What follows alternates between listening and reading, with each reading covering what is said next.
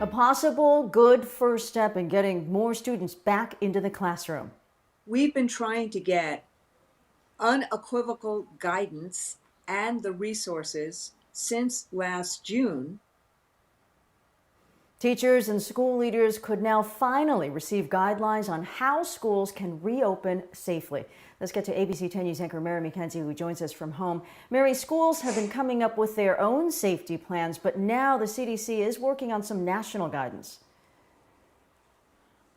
And we may see as early as today what those guidelines look like from the CDC, but the idea that a one-size-fits-all approach for the 13,000 school districts across the country is pretty unlikely. And safely is really the word where that debate kicks in.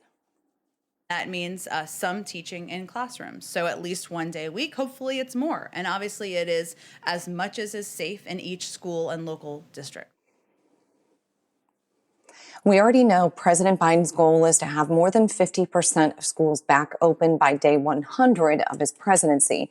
Some medical experts do say it can be done safely, pointing to a study with 17 rural schools. Things get trickier, though, when you factor in older facilities at some schools, larger class sizes, and more densely populated areas. So many of the country school districts have been coming up with their own standards for when it's safe to send kids back into schools. Those federal guidelines, though, could potentially help steer them.